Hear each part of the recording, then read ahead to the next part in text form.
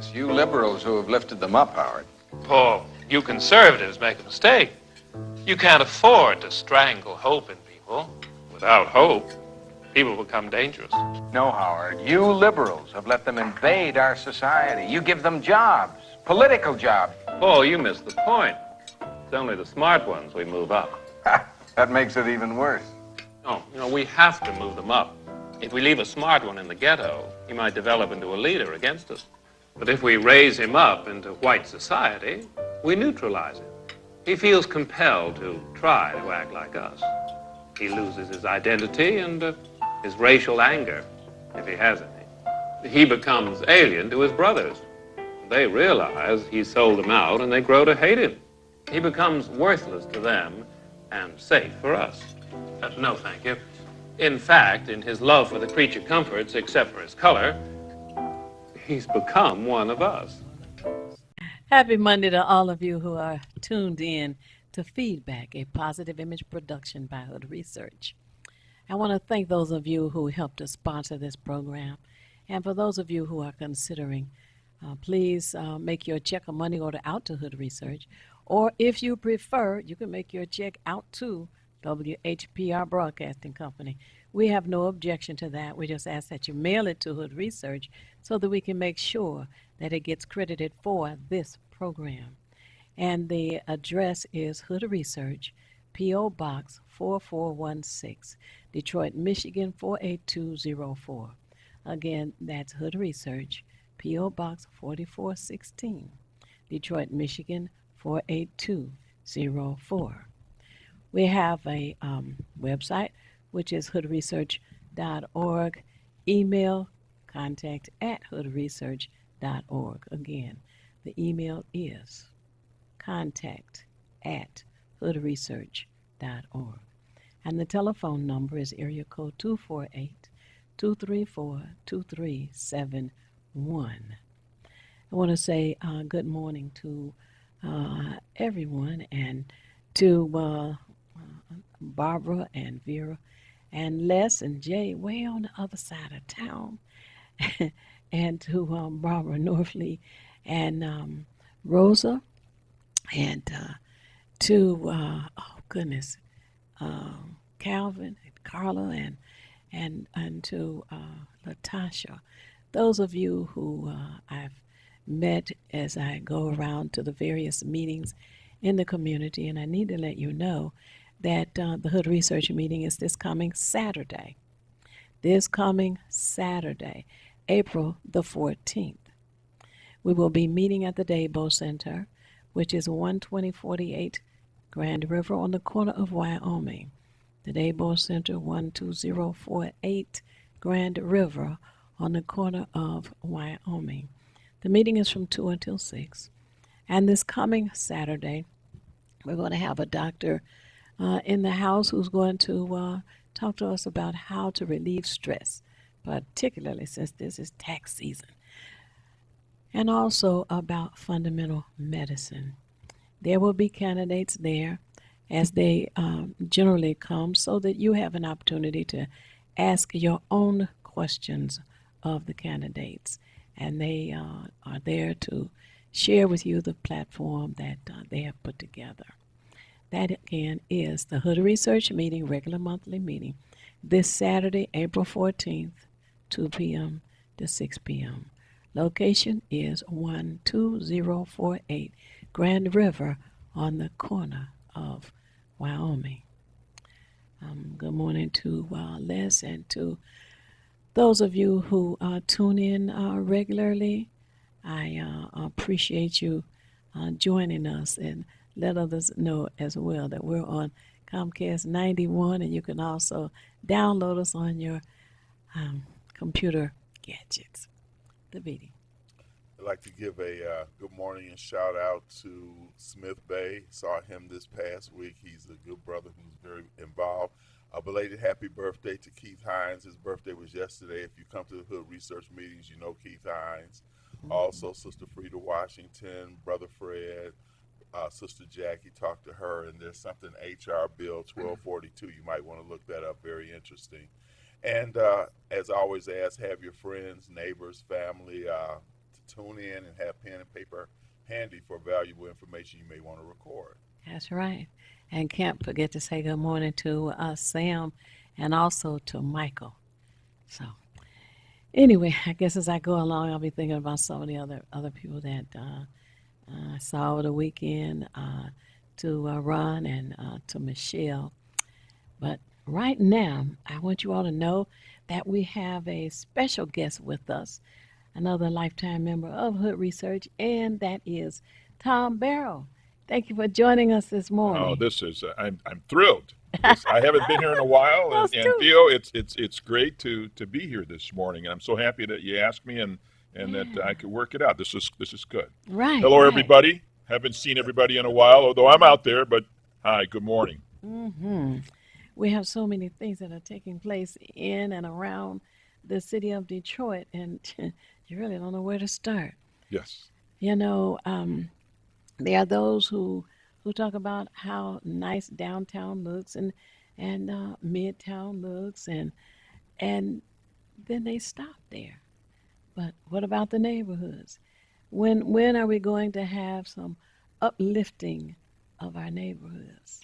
You know, I often get asked about that, Theo, and I go downtown. I mean, of course, I'm hardcore Detroit, so you know, if I see anybody say anything negative about Detroit, I kind of bristle up, and then I come to the defense there, and as I go down, you know, I think what strikes me is when I go down there, it's not the downtown that many folks may recall.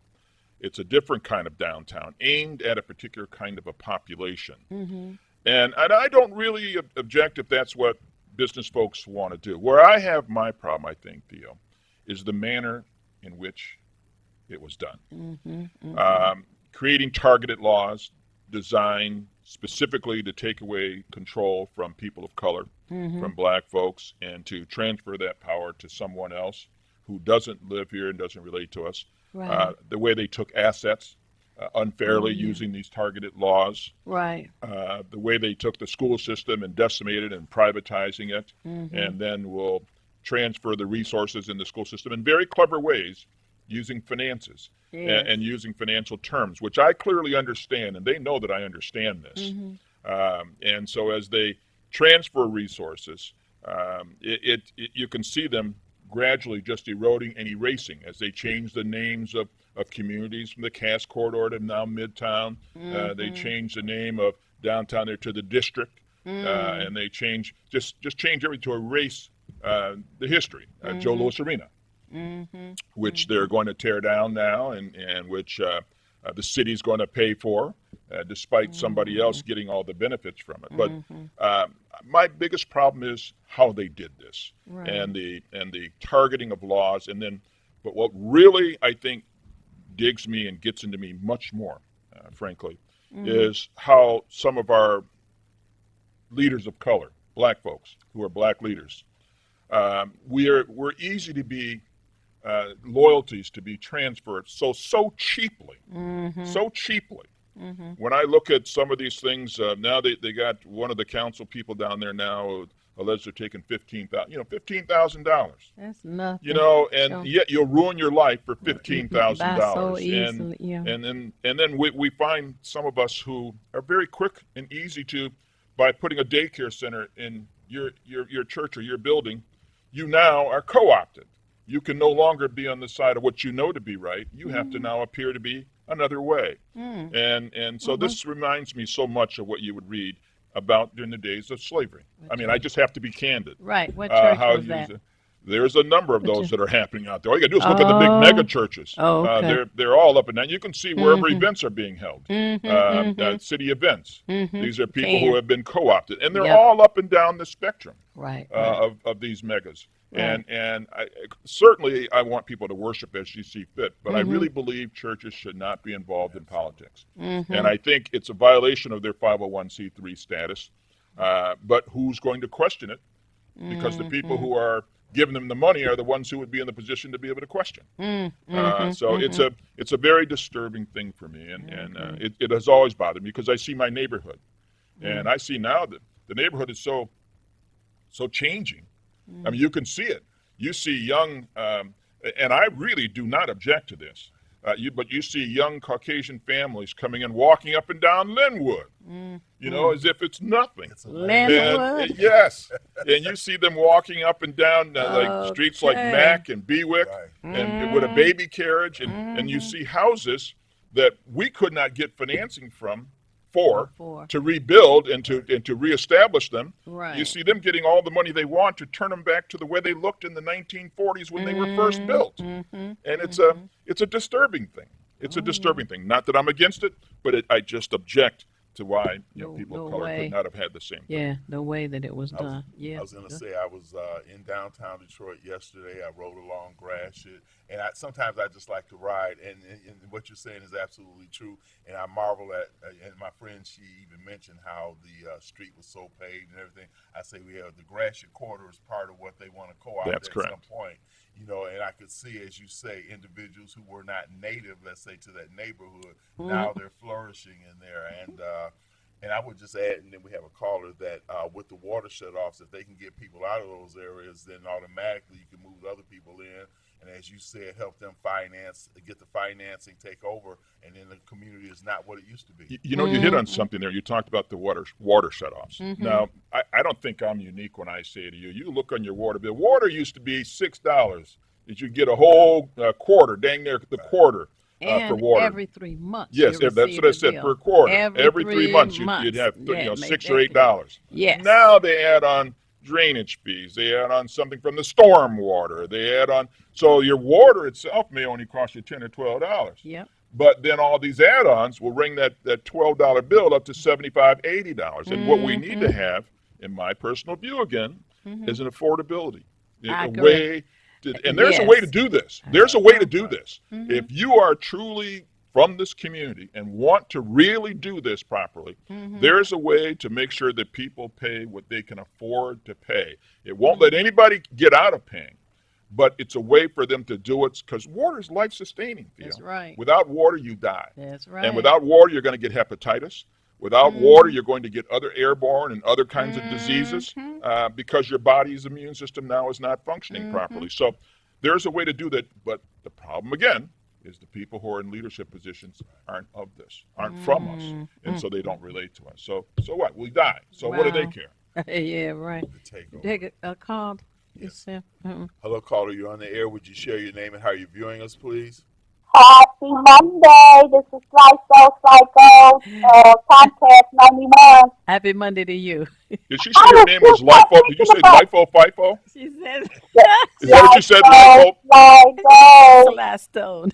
Oh, Sly Stone. Oh, okay. Because LIFO, FIFO is an accounting term. That's an accounting term. Yes. No, I said Sly Stone. Okay, gotcha. We got it. Okay, I was just thinking about Tom Better. I was wondering if we wore you out and you fell off of the face of the earth because you're so tired of this BS that's going around. You thought him right up. Go ahead. I was just thinking about, I said, now where's Tom Better? I haven't seen him on the airwaves. I haven't heard him or seen him anywhere, but I'm glad you're still with us. That's right. But I am so in agreement with all this cartels that's going around because we're being robbed without a gun. You got Nestle that can come in and drain all your water for free. You got Flint that has to buy for their own, they have to pay for their own poisoning. There is this Detroit Opportunity Zone. It's a financial funding that's coming in through the state, and they already steering the money to the people with the money in their pockets, like Midtown, downtown, instead of steering the money to the poor neighborhoods, the financially distressed communities. They already steering this money through the state to Midtown and downtown. It's called Detroit Opportunity Zone. So if you all get a chance to look that information up, and help us get that money in the distressed community. Right. She raises a good point because one of the things you see a lot of with these folks doing what they do, they create these lofty sounding names as if these are names like making Detroit great and moving us and a brighter Detroit and all those kinds of things. Those are all ways to get into your pocket. What you need to understand, it is not the guy with the gun you got to watch. It's the guy with the dark colored suit, the red tie, and the white shirt. That's the one that's going to reach his hand into your pocket. But, you know, she asked, With a well, where was Tom smile. Darrell? I've been here. Of course, I'm not running for anything, and so as a result, the media, of course, doesn't cover me. But when Theo called, I get asked a lot to come on shows, radio shows, and other shows, TV shows, even the mainstream, the corporate media shows, and I really declined. But I couldn't decline Theo, not in good conscience, and not be able to walk around because I would feel horrible. So I'm still here, and I still live on the east side of Detroit, right off of Jefferson there, and I will live and die in Detroit, and when I die, hopefully they'll bury me on Woodward, because I am hardcore Detroit. This is my town, my city. I love it. That's right. Yeah, I just say I took my first breath here, and I'll take my last one. That's the way I see it. Unless I'm on a flight somewhere. Yes. There's a lot going on in the city, Theo, and I think, as you know, in the upcoming elections and the governor's race, I've been watching that very closely, and you can see who the corporate folks are lining up behind. It becomes fairly obvious, and so that lets you know who you should not be behind. That lets you know on the Democratic side who you need to steer clear of, because they're going to keep whatever Snyder's doing, they're going to keep it going. Right. And so you know that you don't want to go down that lane. And this one woman who I know, I mean, I've been in a room where I can tell, you know, it's a gubernatorial candidate. I can tell she's uncomfortable around black people. Yes, she is. She's uncomfortable. And did not have blacks on her staff or in her campaign until it was pointed out to her a number of times. Now, all of a sudden, she has a sprinkling. And then that's who they'll put up front, designed to get into our heads. But exactly. we all see through that. And so we cannot permit ourselves to be co-opted by that. Right. It's just a mistake. So I've zeroed in on a couple of candidates who and Citizens for Detroit's Future will be interviewing them. As you know, we're also in the process of preparing our federal lawsuit. But we're going to go after these people. The Wayne County Board of Canvassers think that they can't be touched because they think they have immunity. But under the law and also in the United States Constitution, we're going to come out of the Wayne County Circuit Court, because that goes to a judge who we know what he's going to do in advance. We're going into the federal courts. So we've been working for a good while now, drafting the complaint as to what we're going to do and what we're going to say. And some of the people who are going to be witnesses are going to be surprised at their witness. So they're not going to be able to play the role they've been playing in blocking this. So we're being very careful with this. I have not announced much. This is the first I've said about it. But it's coming. It's coming. And Detroiters need to know, I know what I saw. Folks can't keep, and those who will want to stay where they are and are benefiting will want to blame the messenger. But I know what I saw. And it is pervasive. They know that this is a technique they're using around the country, because I get these videos of other locations where the very same thing is happening. So it's a technique that's being used that we're seeing, and we're going to be amongst the first to do something about it. Okay, definitely need. Oh, okay, go ahead. Hello, caller. You're on the air. Would you share your name and how you're viewing us, please? This is Slice Soul. I have to call back. I forgot. I wanted to make sure your listeners knew about a job fair coming up Friday the 13th. That'll be Reverend Holly's largest job fair, and it's going to be right there across from his church on Woodward, Holbrook. At the Confidence Center. It starts at 9 a.m. to 3. He'll serve breakfast, and he's serving the lunch. And then the Wayne State College of Education is having their annual job fair, but that's not till May the 4th. So we'll broadcast it closer to that date. Okay. Thank you. All right. You're welcome. Thank you. Bye. Okay. Well, so there's a lot. There's still a lot that's happening. I'm curious about how folks are seeing. Are they seeing what we're seeing? Are folks appreciating what we're seeing? And if so, you know, what do we do? What do we do about it? What's our takeaway? Well, one of the things I'd like to hear you address is, why should we vote? Not me and the meeting. We vote. But, yes. You know, for those that are tuned in, too often you hear, well, my vote doesn't count, it doesn't do any good, and they just, I think some is just an excuse to sit on the couch. Yeah, I think folks who will say, why should I vote because my vote doesn't count? Yeah. You're really playing into the hands of those people who are doing just what they're doing. Because to the extent they can neutralize you with that kind of mentality, that kind of thinking, you become removed from the calculation. We don't have to worry about you because you've already come to the conclusion that you're not going to vote, and therefore I can have one of my persons over here vote, and then you're not going to vote. So that's like having two votes. That's right. And then whatever they're going to do, they continue to do. So that's a colossal mistake. What we have to do is we have to fix what we're seeing. So that's a very low level cop out in my view. I agree. You cannot say I'm not going to vote. You need to vote. You need to vote hard. You need to get your friends to vote. It's going to start. It's going to count. And I can see the elements of it. They know that we're on to them. And so because they know that we're on to them, you can see the peripherals of them wanting to gradually ease back to normalcy with impunity, but they're not going to be able to do it with impunity. We're going to make sure. So I think that's a huge mistake for those who say that, Theo. And I would add, if we look at the election that was in Alabama where Doug Jones beat the sheriff, Roy Moore, and it was the black woman vote that pulled that. If that's no better an example of what we can do collectively, then there will be no examples. You got to vote. You got to vote, and you got to register the vote. And all these young people now who are upset as to what happened in terms of the guns and that sort of thing out in Florida. I mean, this is a whole wave. I'm one of those people they call the baby boomers. And while I think I'm the same guy I've always been, I guess I look different. I look like an older guy now. But I'm still the same guy. Well, the next generation has now come. My daughter is in that millennial group. And my son is in that group. And they're what I call woke. They're aware of what's going around them. And their friends, no matter what their hue and color is. Those folks, remember, prejudice is taught. Prejudice is learned. They don't come up. They don't start out that way. And I think my son and daughter's friends, white and black and Asian, because there's some of everything now, and Latino, they're woke and they know what time it is, and they know they've got to get rid of these folks. So now what we have the responsibility to do is to make sure that it's counted properly. So never say you're not going to vote. You go out and you register to vote, and then you get in there and you find the person, and don't be hoodwinked by some of these folks who now want to come along and pretend like they're on your side and that sort of thing, because they need you. And then when they get there, you're never going to see them again. They're not going to be responsive to you. And that's why I've narrowed down to just two people in the governor's race. I think that's pretty clear to me.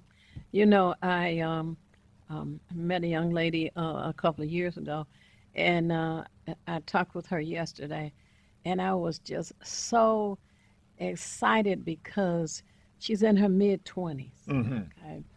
And she's interested in the political scene. She's woke. Right. She's woke. What's going on around her. She understands that the votes affect her daily life, not everything somewhere else down the road or up in Maine.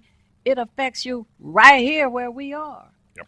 And she realizes that, and she tries to encourage her friends, her age group, to come with her. She's starting to attend different community meetings, and she's in college and just very much, as you say, aware, awoke, and wants to do something. So she's going to run for precinct delegate. I'm like, wow, that's great. That's it, and that's exciting.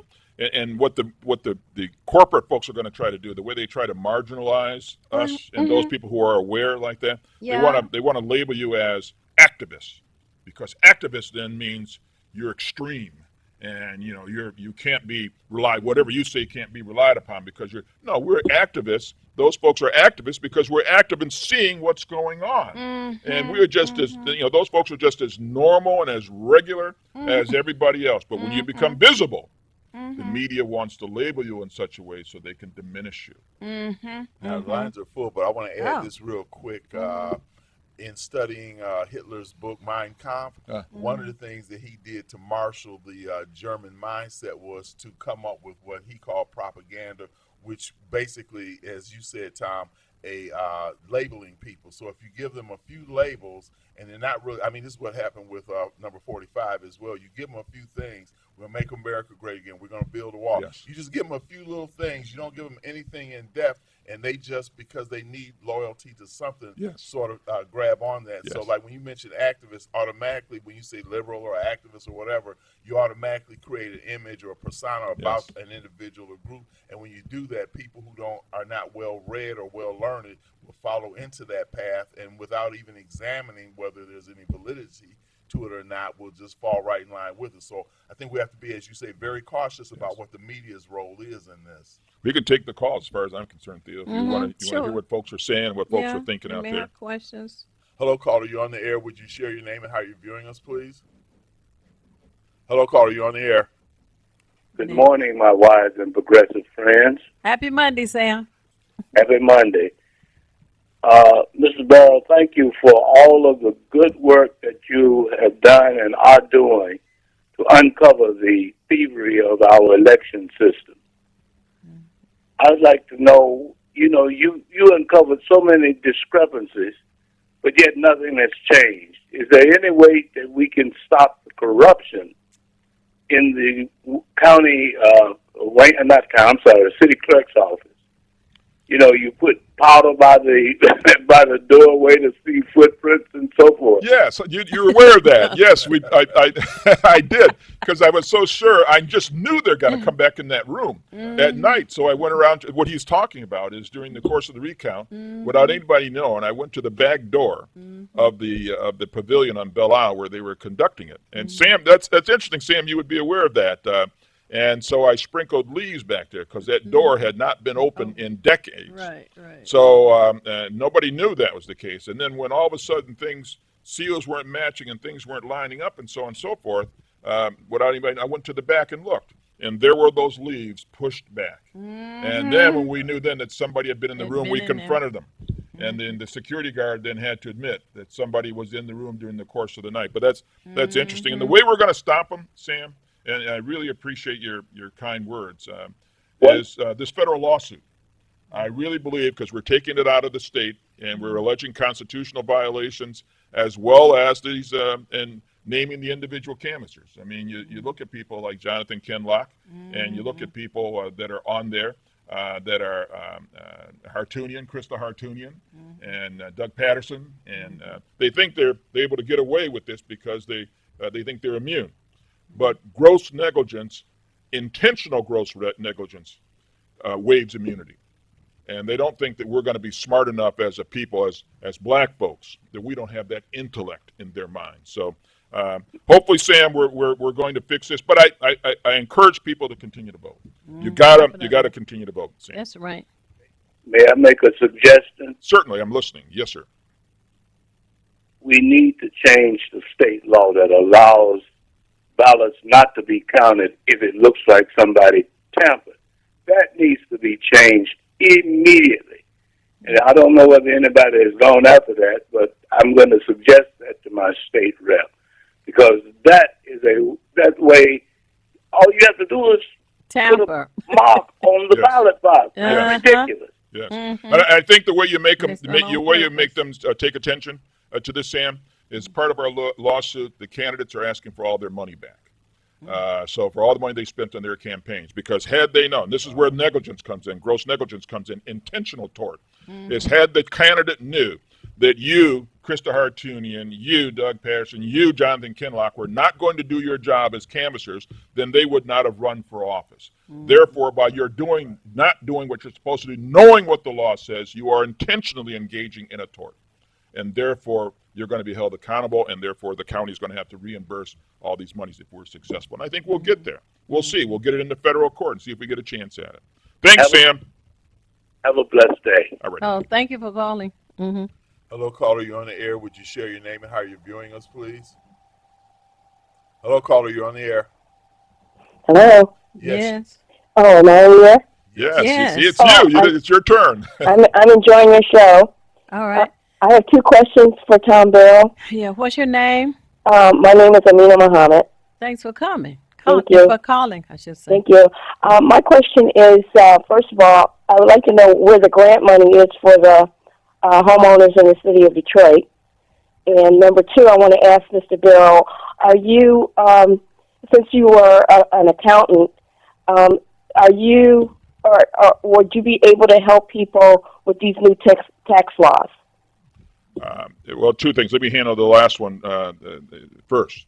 The new tax laws. I follow that. I do a lot. I mean, I go to a lot of training schools. Even though you see me here as Tom Barrow, the guy who ran for office now, I do have a profession, and I go to a lot of training schools. So I'm up on the new tax law. I understand how it's going to be affected. I understand how it's being manipulated by the corporate folks to enrich, quite frankly, the president himself. So I get a lot of questions asked by clients and others how the new law works and what are its implications. And you're going to see a tiny bump, as those who are probably working have already seen a tiny bump in their paychecks. Very tiny. It may be $4 or $5 in your paycheck. But that's the finance paying for the corporate tax cut. And, of course, for people who have real estate, like the president, you get 20% right off the top is now tax-free as a deduction. So, yes, we will, I answer those questions all day long and certainly assist folks, and I don't charge for that. As far as the grant money, there's that becomes a question bigger than I am, only because you have to be on the inside to know where that is. But you can see grant money throughout neighborhoods going to folks who are brand new to that neighborhood. And they're being given that grant money to fix up those houses. And, I mean, I can drive down Van Dyke just off of Kercheval, and my goodness, you can just see all these houses are being fixed up. And you look at who's in there, and it's all people who've never been there before. And the people who were there got ran out. And the house was left to atrophy, and they couldn't refinance and all those kinds of things. So that money's out there. It's just that they're not letting us have it. Can I ask you one last question? Can they do an eminent domain on people who are not able to fix their homes up in the city of Detroit? Yes. Eminent domain is where the government takes a person's property, but they cannot, under Michigan Supreme Court law, take it to give it to another private owner, private person. And that's the law. The problem is these people know, as does the city knows, that you have to go out and hire a lawyer if you want to resist that. They know you don't have the resources to go out and hire a lawyer to resist that. So they will just, as we call when I was growing up, they would bogart or rape bar up on you and just do what they're going to do. And now what you going to do about it? You can't hire no lawyer. Right. Who are you? You ain't got no money to hire a lawyer. No, they're not supposed to do that, to eminent domain your property to give it to a private developer for something else. But the challenge is going to be you can resist it. The law would be on your side. It's just a matter, can you afford Can you resist it through the ACLU? Yes, the ACLU could do that if the ACLU would do that. They absolutely can. That is the organization to do that. They're when they bite down on something, it's usually pretty effective. Thank you so much. Thank you for calling. Hello, caller. You're on the air. Would you share your name and how you're viewing us, please? Good morning. Good morning, CEO Dee Dee. Tom Barrow, this is Dee Dee. How you doing? Very well, Dee Dee. Good morning. Yes, I haven't anything to say. It's just that, Theo, thank you. You made my day. I said, who's that? Tom Barrow, shut the noise. That's all I wanted to say, and you brought back some good memories about the leaves. Oh, yes. Right, yes. Okay. Well, people who saw what we saw, with 44,000 absentee ballots not recountable, 21 more thousand at the polls, Dave Bing never got there. And there's only a 9,000 vote difference. Now, why would they do that? Because they knew that Tom Barrow would never permit this. And that I see clearly what they're doing. And my training as an accountant, as a CPA, would immediately let me know, as it did with Andy Dillon when Joanne Watson and I met with him. It was what about all of those ballots that they had for Duggan to write in? The same thing where we saw tens of thousands in the same handwriting. The same N's, the same G. Oh, my God. It was clear, and they did not expect us to hire a handwriting expert. Right. They don't, Negroes, you can't hire no hand. What you know about handwriting? Right, Negroes don't know nothing about that. And we hired a handwriting expert who said 43% of the ballots were hidden by the same person or persons. It was clear. So Yeah. thanks, Dee Dee. Yeah, you remember if they saw what you and I saw, Dee Dee, they would have an entirely different attitude on this stuff. Exactly. Thank you, Theo, for making my day. You're welcome. Okay, bye-bye. Bye-bye, Sounding Kat. good. Bye. Okay, All thank right. you. Bye-bye. Uh-huh. Hello, caller. You're on the air. Would you share your name and how you're viewing us, please? Hello, caller. You're on the air. Yeah, this is Kurt, man. Channel 33 Detroit. Hi, Kurt. Thanks for calling. Go ahead. Hey, the three of you always been warriors. But I wanted to ask this question. In the event we don't get in office who we want or who's going to do something for our neighborhood and make sure we get our fair share of money and all of that, in the event we don't get that, and someone else get in office who's not going to share our same ideas, do we have a plan B? I mean, what do we do? Just sit around for the next 4 years and make preparations to elect somebody else who we think going to do something for us? I think we need a plan B. Yeah. We do have other plans, And Kurt. thanks to Mama. And Hood Research meets on a monthly basis. We talk about it there. We don't always share strategies over the air. We talk about what you can see going on in the community. And Tom Bear, who is with us, has a plan B, but we don't expect to have it revealed over the air. That would not be wise at all. Yeah, Kirk. I think we do see beyond that, beyond what's right there in front of us, and we do make plans alternatively. Mm-hmm. And I think the most important part that we've all got to do is we have to be cohesive. If people, and not just people of color, I'm talking about Detroiters, period. White, black, Asian, Mexican, Latino, whatever it may happen to be, if we act in concert and cohesively, we can control this town. We can have, I look at Roy McAllister, who's on the city council now. Roy is a community guy. We put him there. We got rid of George Cushionberry when George Cushionberry reneged. And quite frankly, Andre Spivey should not be there. And what needs to happen is his signatures need to be challenged when he runs, because he does a half-a job of collecting signatures, and they're not going to be good ones. So you just go and challenge them, and you can knock him out of the way too. And one or two of the other people, they do a half-a job. Now we have a chance, because now there's one guy, I think Regina Ross and Gabe Leland, I think, is the one now who may be in some difficulty here. And there may be, and Regina Ross, we know what we saw with those ballots with her. I know what we saw. She beat this guy. They do it in the absentees in certain select precincts. So we got a plan. So, Kirk, yeah, there is a plan B, and I think we got to put it together, and we are putting it together. We're planning, even as we come along with this next election come up in the governor's race. I think we executed part of it. Yes. Okay, the only last comment, I guess the only difference I see is that for all and all, I'm not a racist guy, but nobody is being hit like us.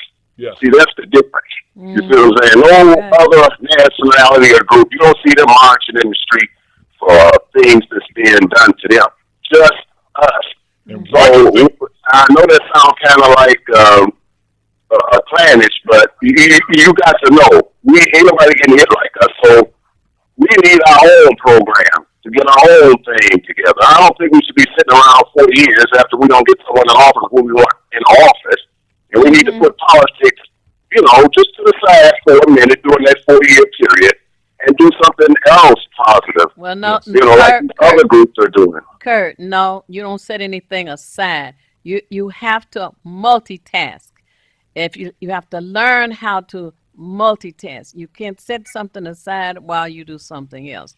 As an example, there is a new store because Reverend David Bullock has pulled people together to put their monies together, and they bought a business, and it's on 7 miles, 16407 miles.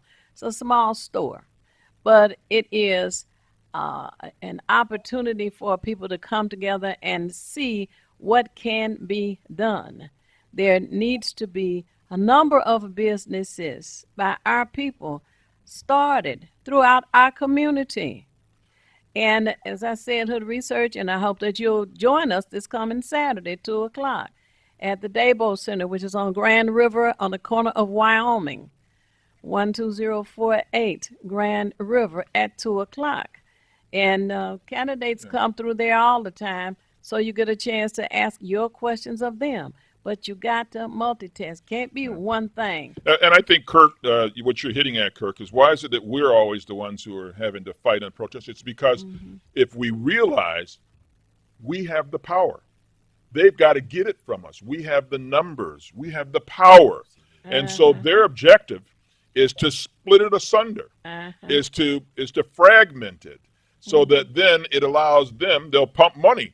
The corporations will give money. The worst thing that happened was Citizen United, because it allows corporations to give money. And so that's why it's always us, because they target us. Look at the law. Public Act 436 was aimed at black cities. Highland Park, Muskegon Heights, Detroit, Ecorse, all the black cities, Pontiac. Just go down Flint, just go down the list, because that's where the resources and that's where the power is. And they knew they had to take that. So, yeah, we're aware that the power's there. It's a matter of how we can get our folks, and that's Plan B, and you're right, Kirk. Right. Thanks for taking my call. Thanks for calling. All right. Hope to see you Saturday. Hello, caller. You're on the air. Would you share your name and how you're viewing us, please? Oh, good morning, everyone. Good morning. Good morning. Your name? Ordinary Joe, of course. I just Thanks wanted to for check calling. into an excellent show. Thank you. And especially when Dee Dee and our wise and progressive teacher Samuel calls in. So good morning to you, Betty.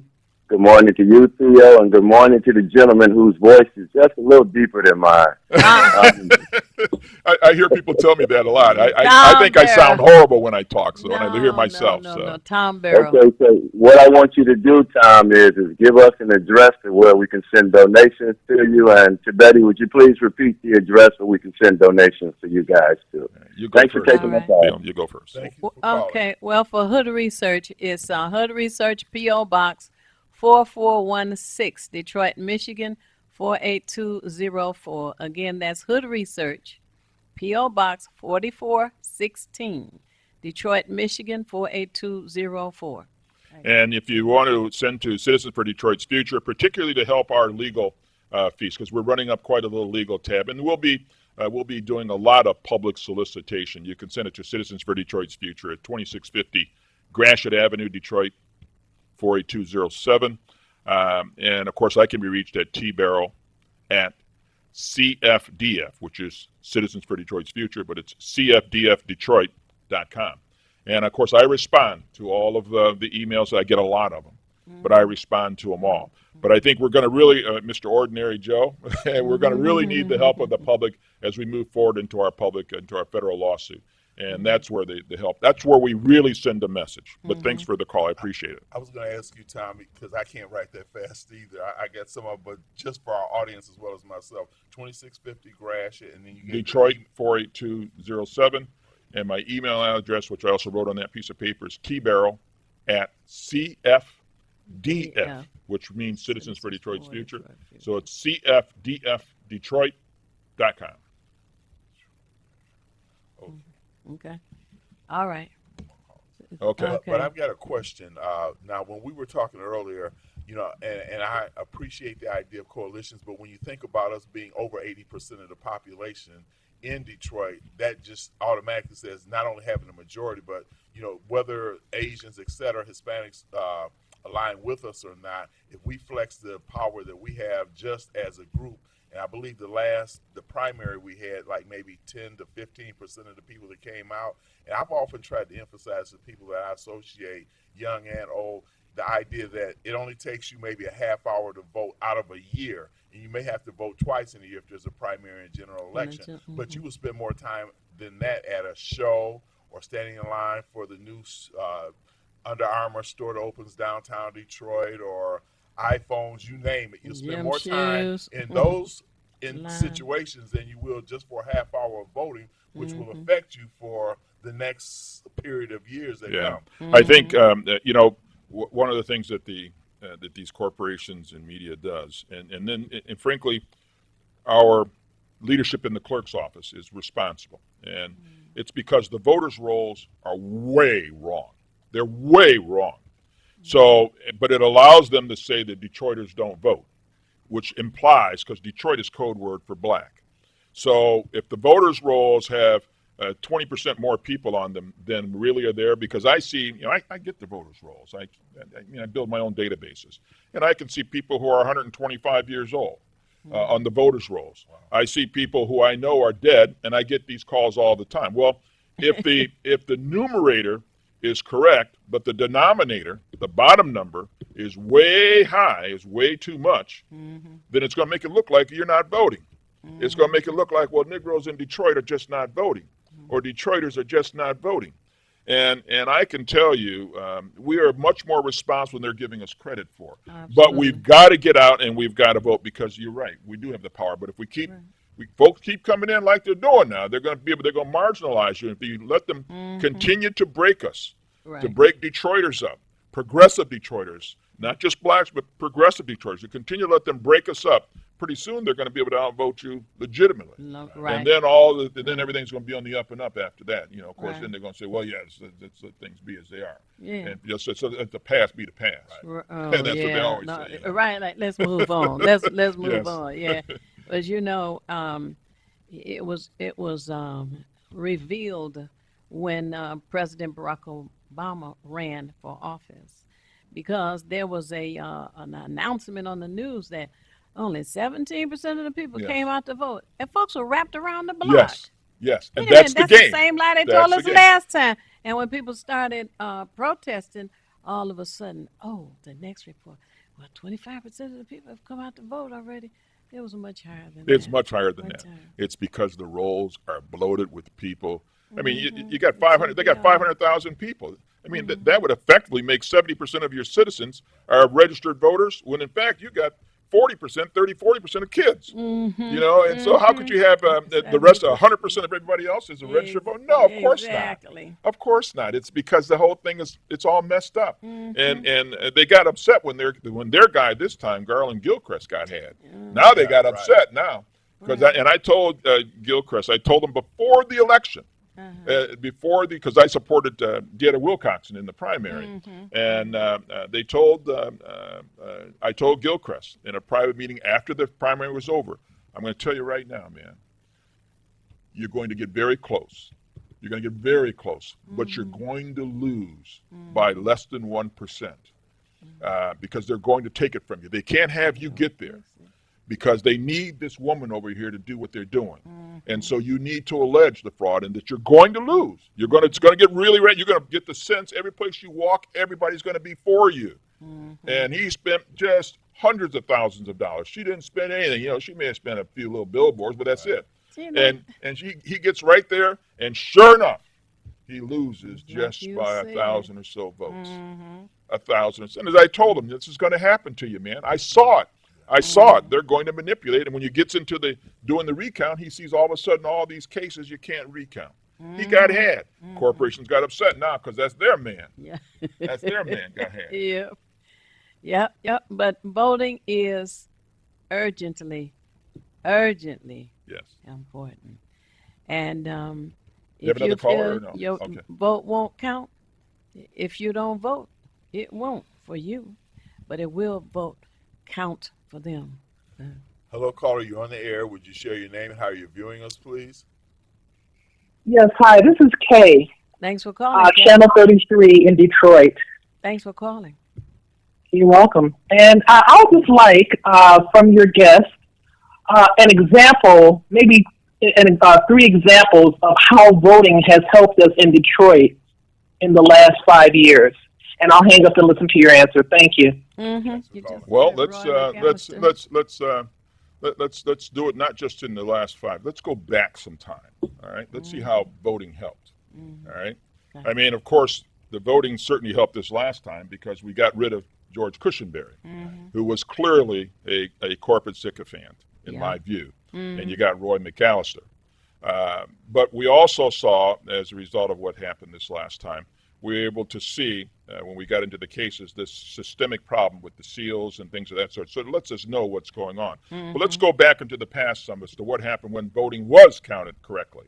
Let's go back to, and some folks may want to dismiss that past in terms of the 1970s and the 80s and that sort of thing, when you had a mayor who was from this community.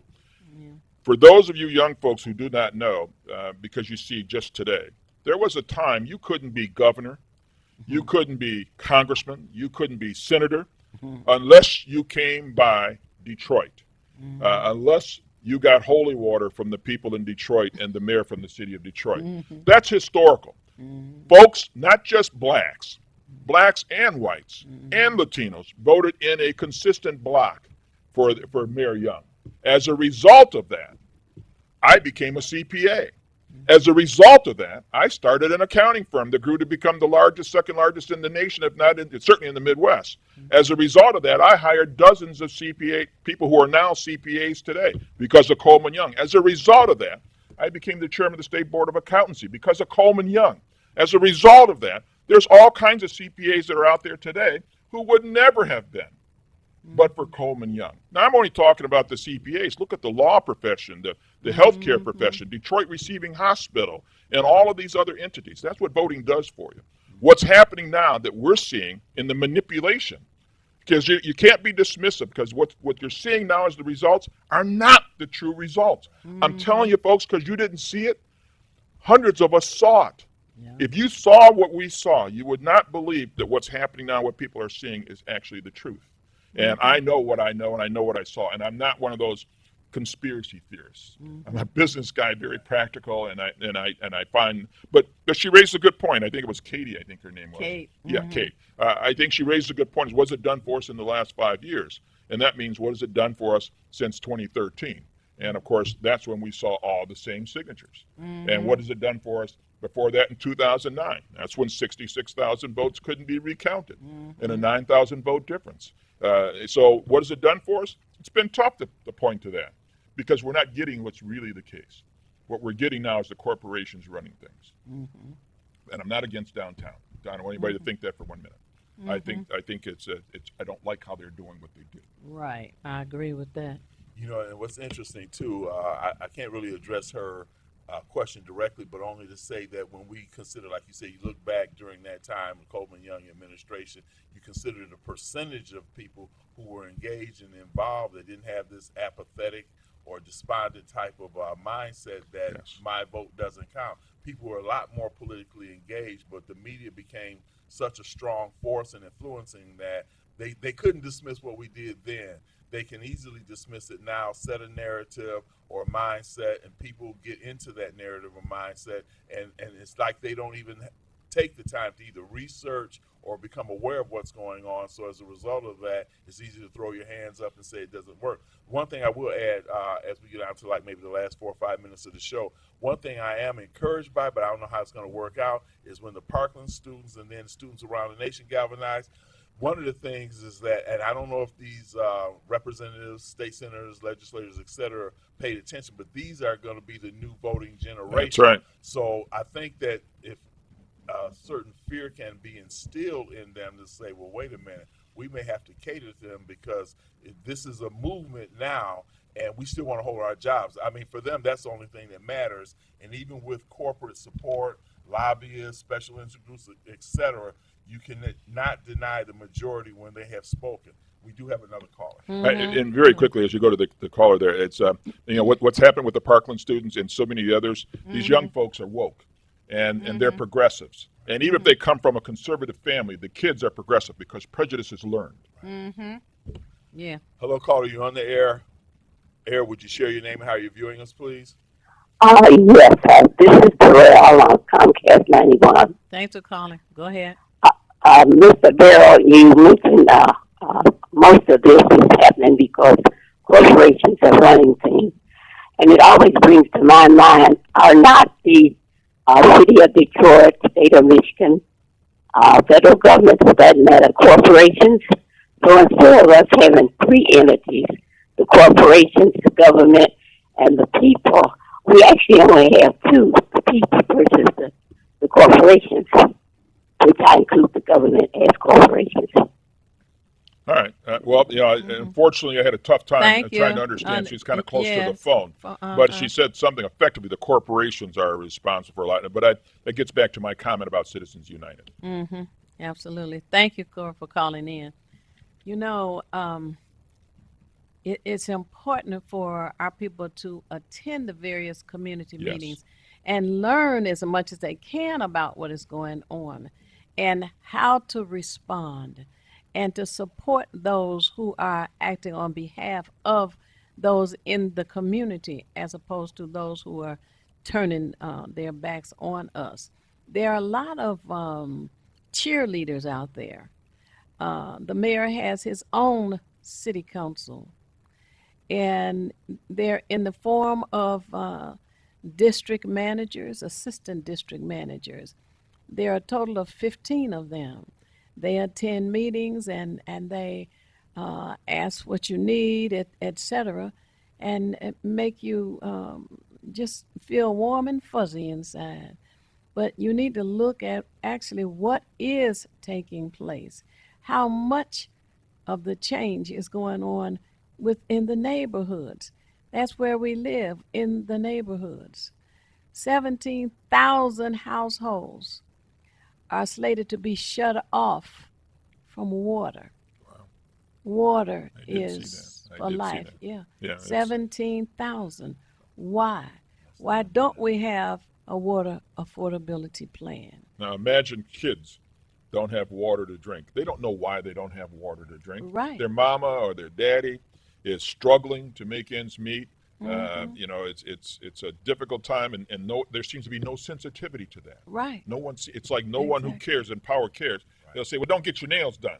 Yeah. Well, you know that how that those kind of comments really upset me Mhm. because it's such an insensitive view from a guy who's not even. You know, what's he doing even running the water department anyhow? In the He has first nothing to do with place. water. Yeah. You know, Sounds like Sheila Cockerell said, if you want water, Yes. get a bucket and go down to the yes. river. So let's have some ignorant stuff like that. Oh, Lord, That's, you know. and don't even realize how ignorant, how insensitive It it is, and how is. non-caring it is. Right. But Detroiters, if you vote, if you get out and you come to meetings like Hood Research, Citizens for Detroit's Future, when we have our sessions, which will start Right. up again at the end of this month. Okay. You We'll come to those announce kind of that. sessions, and you'll hear.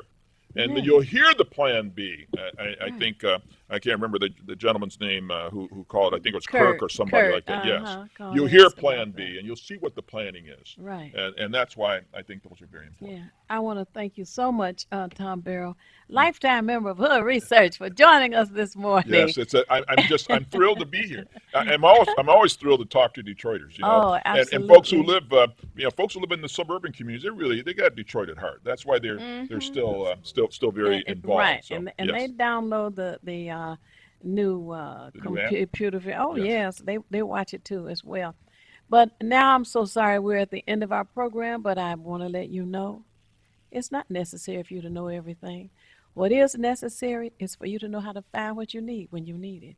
We encourage you to join Hood Research as we seek out as much information as we can to share with you to help us all make better informed decisions.